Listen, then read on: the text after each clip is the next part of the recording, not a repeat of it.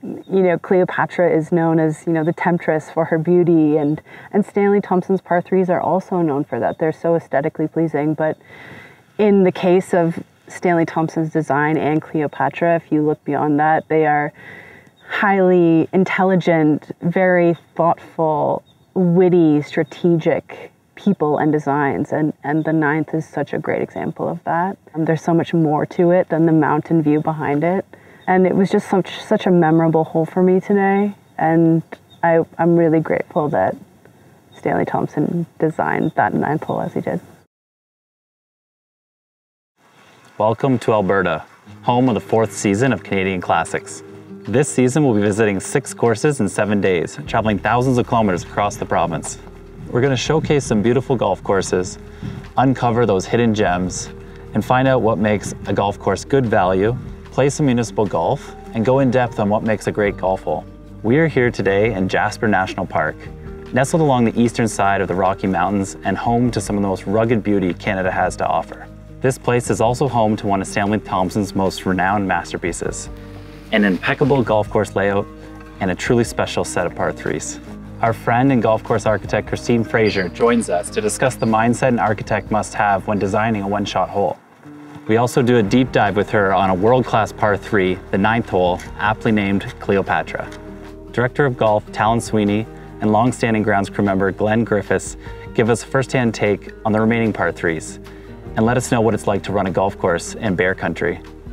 Welcome to this episode of My Par 3s at Fairmont Jasper Park Lodge.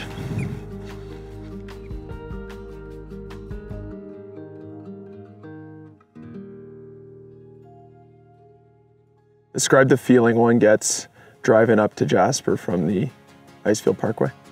It's an amazing 3.5 hour drive. I think anybody landing at the Calgary airport, getting their rental vehicle and making their trip down Highway 93 is going to be in for quite a surprise. And it's obviously mountain vistas for 3.5 hours. The driver's going to be looking left the whole time, so hopefully there's a passenger that can keep focused on the drive. But it's truly one of the top 10 drives in the world, and it sets the stage for an incredible golfing experience.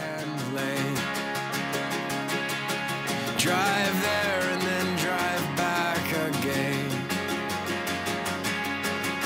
Escape can... Christine, we are here at the Stanley Thompson cabin at Jasper Park Lodge, staring at the first fairway. What do you think? Yeah, this place is magnificent.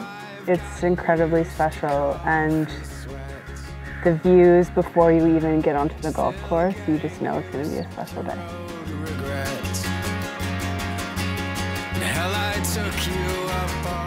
Sorry, I couldn't hear that. What do you have in your pocket? Bear spray. So you've worked here for 25 years. Did you ever think that that would be the case when you first started? No, it was supposed to be a one summer gig, and after university, and just fell in love with not only the golf course but the surroundings.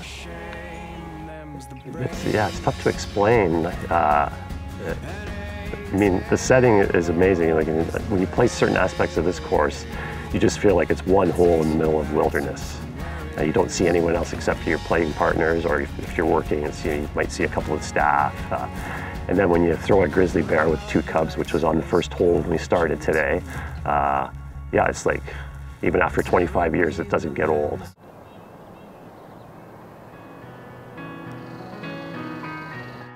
"1929 was the last time we hosted Canadian Amateur yet."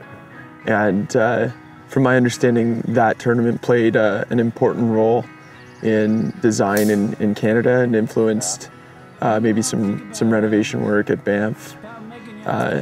Let's talk about the significance of that tournament. Yeah, so obviously Canadian Amateur is one of the, if not the oldest Canadian golf event. But when Stanley did design and complete the Jasper Park Lodge by 1925, the Banff Springs, heard a rumor of Stanley's bunkering and the entire layout of the golf course, and they actually hired him to come over to, which is a competing railway at the time, to build, the world's greatest golf course after he built Jasper. And his bunkering, Stanley using alpinization He was the first ever to use that form of bunkering where you build up to protect golfers in the following holes. So, you know, truly a work of art. When Alister MacKenzie came here and played, you know, there's a quote, sure it's a 95-year-old quote, but at the time, you know, Alister MacKenzie, you know, went on record saying this is the nicest inline golf course he's ever seen. So we just finished our first round. We're here for 2 days. We may or may not have a bit of a challenge on the golf course tomorrow. We'll save that for later. Okay. But I want to talk to you a little bit about the golf course now that you've seen it one time. What were your first impressions today? I had a lot of fun, and I'm so appreciative of golf that allows me to have fun these days, because my competitive edge is long gone. So I was so appreciative of that, and I think what made it fun for me was the variety of golf holes out here, the views, the interaction with wildlife, the historical significance, and all of that coming together at this golf course was just, it's really well done. I think the story that this routing tells is really interesting because you interact with so many different types of landscapes out here, and they save kind of the good views to different parts of the routing. And so it's almost like, what am I gonna see next around the corner? And so that element of surprise and journey that the routing goes through out here is really great. It's just great, it's exceptional.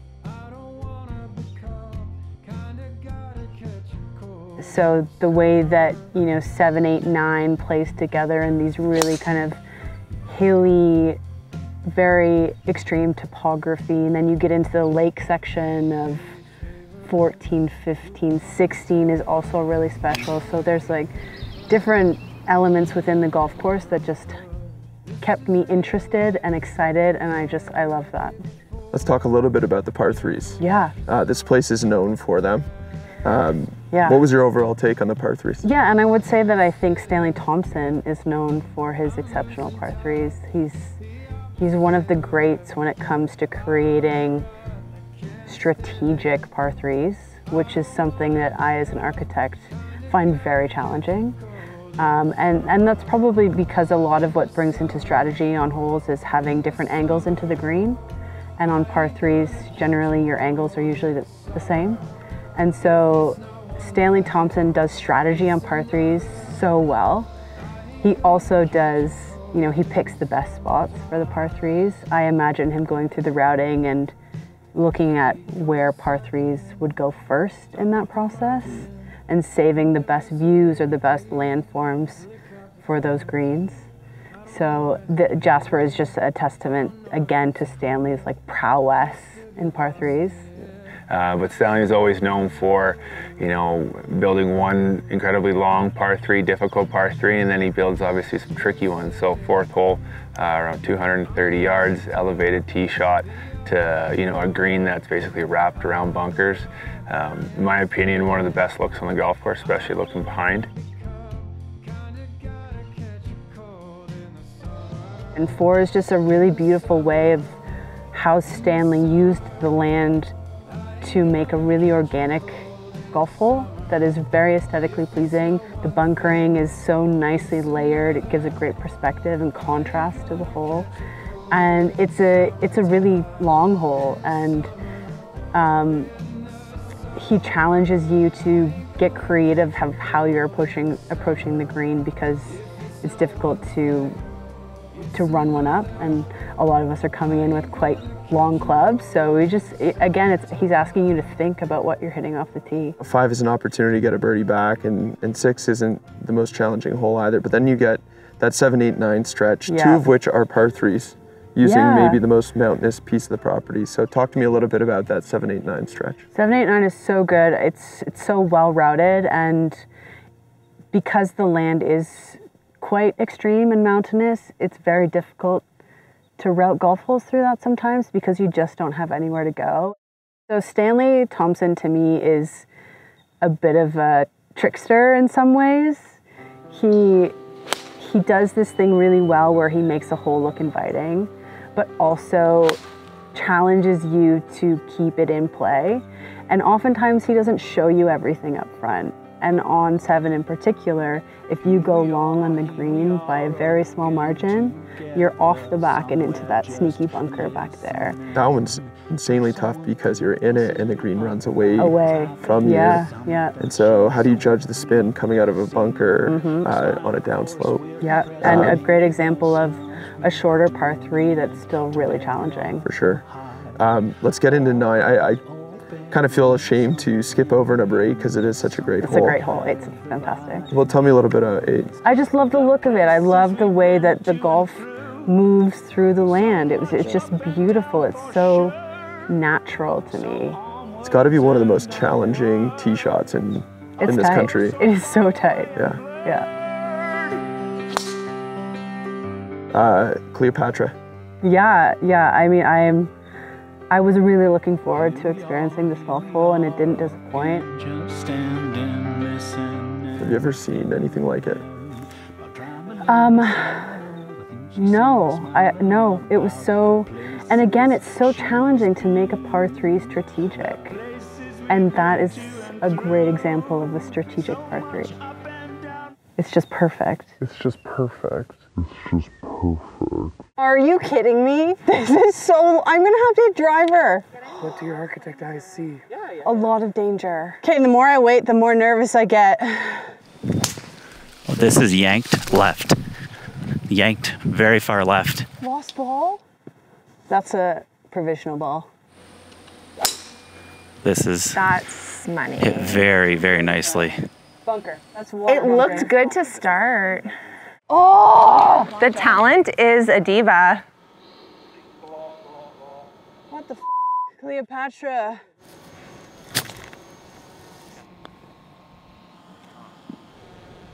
Good hole, bad hole, what do you think? For me or for Cleopatra? It's just perfect.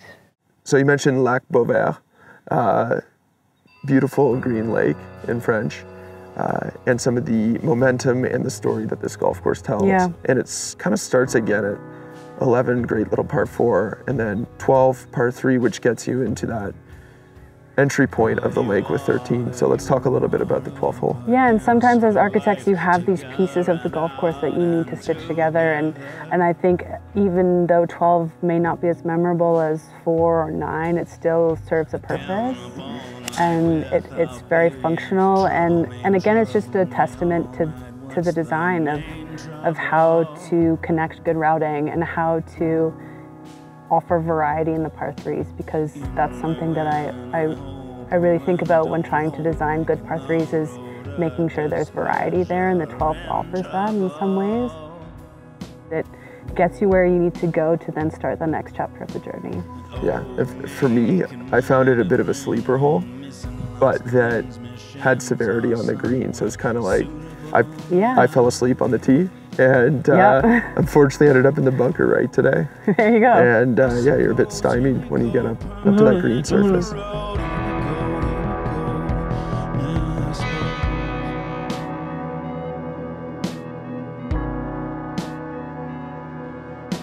Let's wrap up talking about Bad Baby, number 15. Bad Baby, what a little cutie. Like, small is not, tame. So Bad Little Baby is a really fun short hole that, again, like, don't fall asleep because bad things can happen. So, Bad Baby, why the name? Well, it's certainly, it can certainly be quite the deceiving hole. I think Stanley's done such an amazing job framing in, what seems to be a very short hole that has, can turn into a big number if you're not paying attention.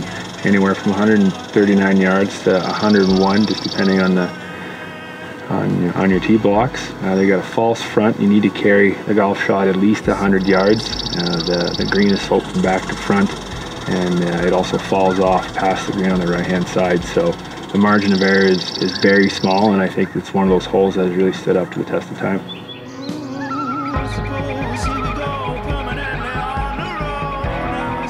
98 years ago is like how they managed to pull it off, and it's essentially the same right now. Even some of our water lines are the ones they put in 98 years ago. So I'm always impressed every day I'm out here. I'm thinking, you know, how did they do this 98 years ago?